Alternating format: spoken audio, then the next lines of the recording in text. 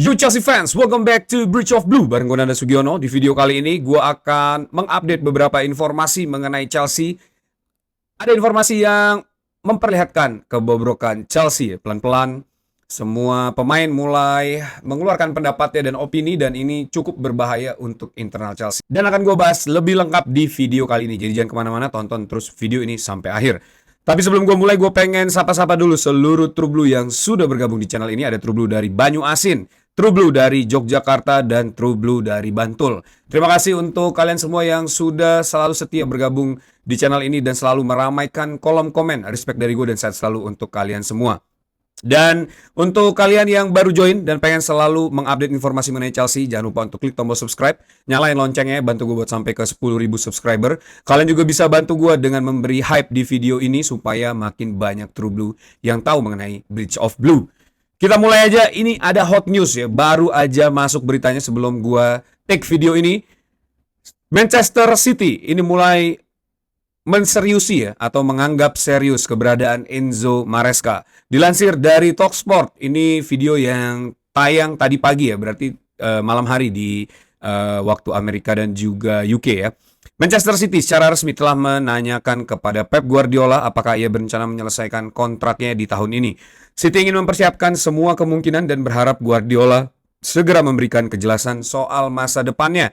Sementara itu, mantan pelatih Chelsea, Enzo Maresca, menjadi salah satu kandidat utama untuk menggantikan Guardiola jika ia pergi, terutama karena pernah bekerja sebagai asisten pelatih di Manchester City. Jadi itu ya, ini mulai kotak Pandora yang kebuka ya, pelan-pelan setelah kepergian Enzo Maresca pada bulan Januari dari Chelsea, yang diisukan memang ada pembicaraan antara Enzo Maresca dan Manchester City. Enzo Maresca sendiri akhirnya mengundurkan diri dari Chelsea dan saat ini sedang free agent ya, atau pengangguran, dan Enzo Maresca diperkirakan kemungkinan besar akan menjadi the next pelatih dari Manchester City, dan ini mulai terlihat ya pelan-pelan. Dan Pep Guardiola juga akan segera mengumumkan apakah dia akan tetap melanjutkan kontraknya di Manchester City atau dia akan pergi meninggalkan Manchester City di akhir musim ini. Jadi kita lihat aja, dan menurut gue ini akan sangat disayangkan seandainya Enzo Maresca benar-benar menjadi seorang pelatih Manchester City. Itu berarti Chelsea kehilangan salah satu kandidat pelatih terbaik era modern ya, di era modern ini, dengan Enzo Maresca yang akan bergabung ke Manchester City. Ini sebenarnya gue agak sedih mendengar berita ini, tapi ya gue ikut bahagia ke Enzo Maresca karena dia juga berhak ya untuk mendapatkan tempat yang terbaik untuk berkarir, dan Manchester City terlihat seperti tempat yang sangat cocok memberikan seluruh fasilitas dan pemain yang diinginkan Enzo Maresca. Coba tulis pendapat kalian di kolom komen, apakah Enzo Maresca ini termasuk snake atau ya memang he deserve it ya. Coba tulis pendapat kalian di kolom komen. Berita berikutnya, ini Enzo Fernandez. Mengenai isunya ya yang mulai tercium dan terang-terangan. Dilansir dari Chelsea Peace, ini dikutip dari Telegraph. Breaking, para pemain Chelsea dikabarkan tidak terkesan dengan kepemimpinan Enzo Fernandez di momen ketika seluruh tim seharusnya bersatu untuk mengamankan tiket ke Champions League. Ditambahkan juga, Enzo Fernandez dikabarkan memarahi rekan-rekan setimnya selama rangkaian 4 kekalahan beruntun, yang membuat beberapa pemain merasa kesal. Dipahami bahwa Enzo ini cukup vokal ya di ruang ganti dalam periode hasil buruk tersebut. Kemudian juga ditambahkan oleh Telegraph ya, Enzo Fernandez sebelumnya dikenal kerap menantang dan berhadapan langsung dengan mantan pemain Chelsea ya saat bertemu mereka setelah meninggalkan Stamford Bridge. Namun ironisnya situasi ini tidak luput dari perhatian beberapa pihak ya, dan para fans juga mengingat para mantan pemain tersebut tidak pernah secara terbuka membuat masa depan mereka di klub menjadi pertanyaan ya lewat statement-statement dari wawancara yang dikeluarkan. Ya jadi itu ya, itu ada kritikan yang sedikit keras kepada Enzo Fernandez setelah wawancara dengan salah satu media yang menyatakan bahwa dia ingin tinggal di Real Madrid ya. Dan ini seakan-akan menjadi kode buat Real Madrid untuk segera merekrut seorang Enzo Fernandez dari Chelsea.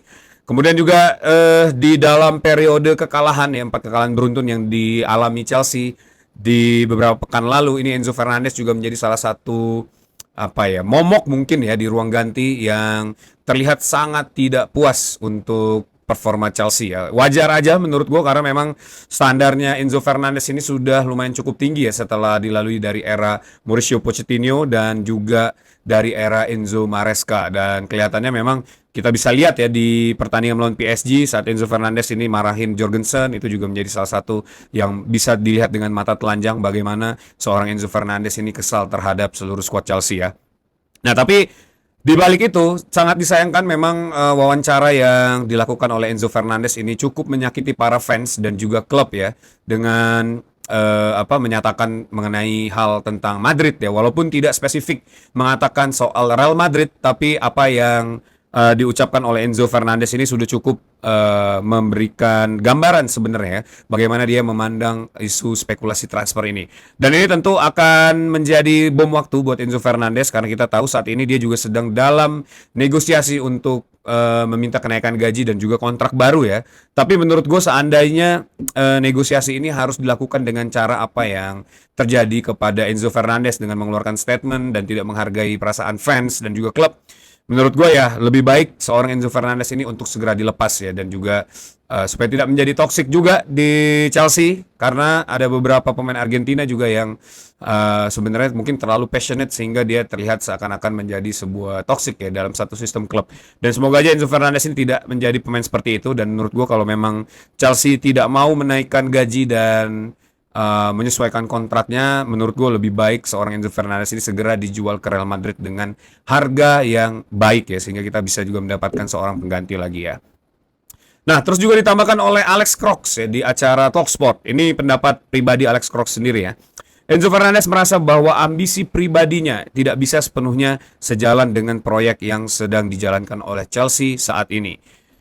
Ya wajar ya, karena Enzo Fernandez sendiri ini sudah berada di Chelsea kurang lebih sekitar 4 tahunan ya. Dan selama 4 tahun itu memang dia baru pertama kalinya bermain di Liga Champions. Terus juga dia baru mendapatkan trofi Conference League dan juga trofi Club World Cup ya, dimana itu bukan trofi major yang memang menjadi impian dari para pemain ya. Tentu aimnya adalah menjuarai Champions League dan juga Premier League, dan itu mungkin tidak bisa dilihat oleh Enzo Fernandez untuk bisa dapatkan di Chelsea. Jadi menurut gue wajar kalau seandainya seorang Enzo Fernandez ini ingin mencari klub baru dan mencari tantangan baru ya, apalagi terutama jika ternyata di Chelsea sendiri dia tidak mendapatkan kontrak yang baru. Tapi situasi ini juga direspon negatif oleh John Obi Mikel ya, dikutip dari podcastnya yaitu Obi-Wan. Tidak ada pemain yang lebih besar dari klub. Kalau Enzo Fernandez sudah merasa cukup, angkat tangan dan pergi saja. Lalu kita akan lanjutkan tanpa Enzo Fernandez. Seharusnya kamu bersyukur bisa bermain untuk Chelsea. Itu kata Obi Mikel ya, dengan nada yang sangat marah ya. Ditambahkan juga oleh Obi Mikel, saya bisa sedikit memahami frustasi Enzo Fernandez, tapi tetap harus seorang Enzo Fernandez ini menurut Obi Mikel harus menghormati lambang klub. Anda harus menghormati Chelsea. Anda harus menghormati para fans karena mereka adalah yang membayar gaji Anda. Itu kata John Obi Mikel. Dan gue setuju sama John Obi Mikel. Makanya gue bilang kalau seandainya Enzo Fernandez ini memang tidak bisa diberikan kontrak baru ya dengan apa yang dia inginkan, itu lebih baik dia segera dijual dan hengkang dari Chelsea ya, supaya tidak menjadi toksik juga dan akhirnya bisa mendrag down performa dari Chelsea.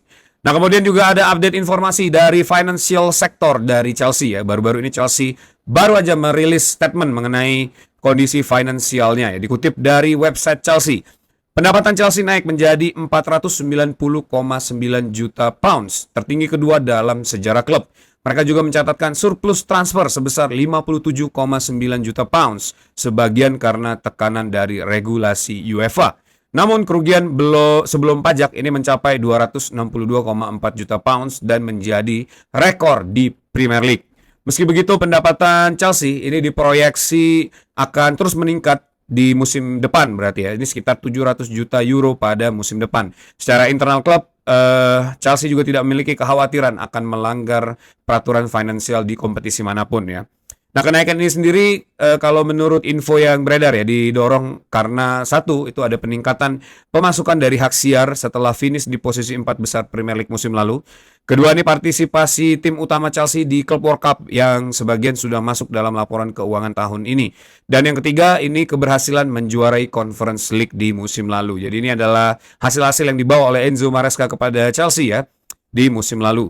Ditambahkan laporan dari FA juga, Chelsea menjadi klub terbesar yang membayar fee agent di sejarah Premier League sejak musim 25-26 ya, sebesar 65 juta pounds. Terbesar kedua di laporan ini yaitu Arsenal 38 juta pounds dan disusul Aston Villa 32 juta pounds. Nah ini sebenarnya gue sempat membaca info mengenai relevansi pembayaran fee agent dengan transfer pemain Chelsea di 2 tahun terakhir ya. Karena yang membuat report ini menyatakan bahwa Chelsea melalui para agent dan juga agensi sport dari para pemain ya ini sedikit ada bau amis lah yang dicium oleh penulis dari case tersebut ya. Katanya pemain seperti Jimmy Gittens, terus juga ada beberapa pemain lain lah yang direkrut oleh Chelsea dengan harga yang sangat tinggi, padahal harga tersebut di luar dari harga pasaran seorang pemain tersebut. Dan ini menjadi tanda tanya karena sebagian besar dananya ini masuk ke agent. Dan agent-agent tersebut saat pelapor ini menarik garis lurus dari pemilik owner dan lain-lain ternyata masih ada hubungan relasi lah dengan beberapa klub internal klub dan juga beberapa dari internal pemain ya. Jadi ini yang gue baca tapi gue sampai hari ini belum menemukan sumber-sumber kredibel ya dari informasi tersebut. Tapi dengan adanya laporan FA ini dengan pembayaran fee terbesar ke agent pertama kali ya 65 juta pounds di medio 2025 dan 2026 ini tentu akan menjadi satu pertanyaan dan mungkin akan memblow up informasi tersebut ya. Kita tunggu aja apa yang akan terjadi dan kalau benar ternyata memang ada penyakit juga ternyata ya di dalam tubuh Chelsea ya.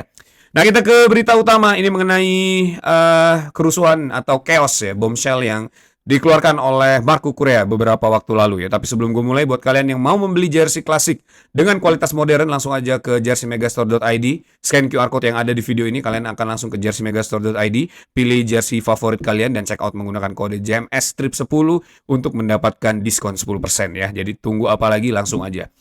Nah beberapa jam setelah statement Marco Correa mengenai Barcelona yang kemarin ada beberapa hari lalu gue bahas ya di video gue, The Athletic merilis artikel wawancara eksklusif dengan Marco Correa. Dan di dalam artikel ini banyak banget statement-statement bombshell yang dikeluarkan oleh Marco Correa. Ini tentu menjadi sinyal kuat dari salah satu figur pemimpin di ruang ganti Chelsea dan wajah utama proyek tim saat ini ya. Di tengah situasi yang cukup tegang di media dan banyak informasi negatif mengenai Chelsea yang saat ini keluar, Correa jelas ingin menyampaikan pesan yang sangat positif menurut gue. Karena ini juga sesuai dengan apa yang dipikirkan oleh para fans sejauh ini dan juga dia ingin membuat Chelsea ini jauh menjadi lebih baik lagi ya. Nah ini beberapa informasi yang gue kutip dari The Athletic, terutama tanggapan dari Marco Correa ya saat menanggapi tentang kepergian Enzo Maresca. Ketika Maresca pergi itu membuat dampak besar bagi kami. Itu keputusan klub. Kalau kalian tanya saya tentu tidak akan mengambil keputusan itu. Untuk perubahan seperti ini seharusnya menunggu sampai akhir musim. Agar semua baik pemain maupun pelatih baru punya waktu untuk bersiap dan menjalani pramusim penuh. Ketidakstabilan di klub itu berasal dari kejadian itu ya menurut Marco Correa. Kami sempat ditangani oleh caretaker yaitu Callum McFarlane, lalu datang pelatih baru dengan ide baru tapi tanpa waktu untuk mengimplementasikannya. Jadi ini membuat kemunduran untuk organisasi dan juga permainan dari Chelsea. Itu yang disampaikan oleh Marco Correa ya. Nah jadi sebenarnya apa yang disampaikan Marco Correa ini juga bukan mengkritik secara penuh ya tentang kepemilikan gitu, tapi bagaimana owner itu mengganti pelatih ya, mau mengganti pelatih, dan dia juga tidak terlalu membela Enzo Maresca juga di statement ini. Jadi menurut gue ini masih hal yang wajar-wajar saja ya. Selain itu, Correa juga mengomentari kebijakan transfer pemain di Chelsea ya. Saya memahami ini adalah bagian dari kebijakan klub dan mereka ingin mengambil arah ini ya, yaitu merekrut pemain muda dan fokus ke masa depan. Tapi bagi kami yang masih di sini dan ingin memenangkan hal-hal besar, momen seperti ini membuat kami merasa kehilangan semangat. Jadi itu ya. Jadi wajar aja kalau seorang pilar apalagi yang ada di Chelsea saat ini ya seperti Enzo Fernandez, Marco Correa, Cole Palmer itu merasa demotivasi karena memang di setiap jendela transfer window itu nggak ada pemain yang memiliki kaliber yang mampu mengangkat permainan Chelsea ya. Dan ini tentu akan lama-lama menjadi pertanyaan juga dari para pemain ya, bukan cuma para fans. Apakah klub ini memang serius ingin memenangkan turnamen yang diikuti ya, kurang lebih seperti itu. Nah, Correa juga menanggapi performa Chelsea di Champions League dan juga kekalahan Chelsea melawan PSG. Menurut Marco Correa ya, kami kekurangan pemain pengalaman ya. Bagi banyak pemain ini adalah pertama kalinya bermain di pertandingan dengan level seperti itu. dan kami harus membayar harganya. Anda memang bisa melakukan kesalahan, tapi kami seharusnya bisa mengatasinya dengan lebih baik. Masih ada leg kedua yang harus dimainkan, dan jika tetap tenang, kami bisa pulang ke London dengan kekalahan 3-2 dan apapun masih bisa terjadi. Namun kami membuat kesalahan, mencoba menyerang tanpa struktur yang jelas ya, dan Paris Saint-Germain memanfaatkan itu serta menunjukkan ketajaman mereka. Jadi itu dia ya, point of view dari seorang Marco Correa.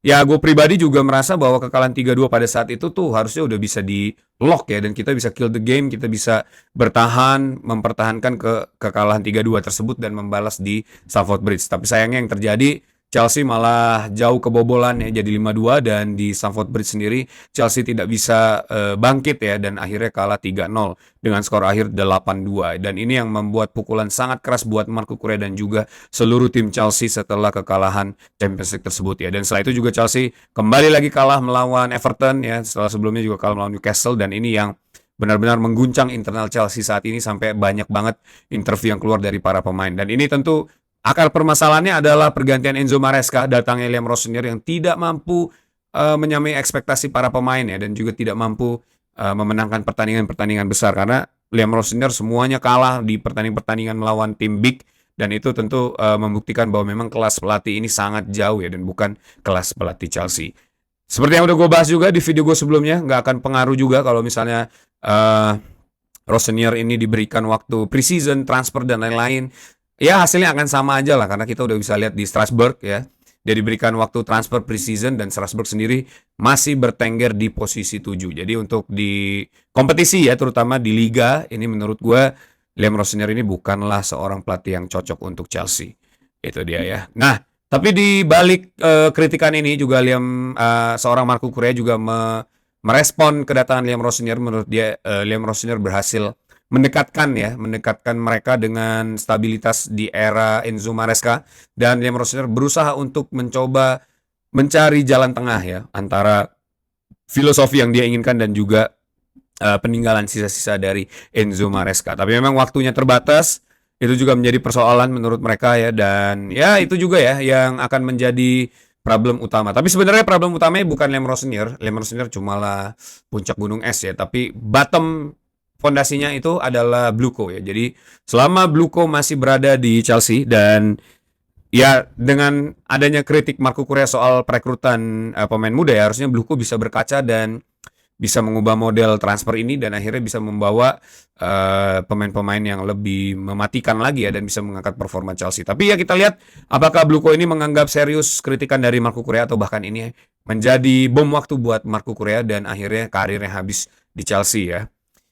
Nanti kita akan lihat perkembangannya dan akan terus gue update di Bridge of Blue. Jadi kalian pastikan untuk subscribe channel ini. That's it video for today. Thanks for watching guys. Kasih pendapat kalian di kolom komen mengenai informasi terupdate dari Chelsea ini, dan tentang Enzo Fernandez dan juga Marco Correa ya.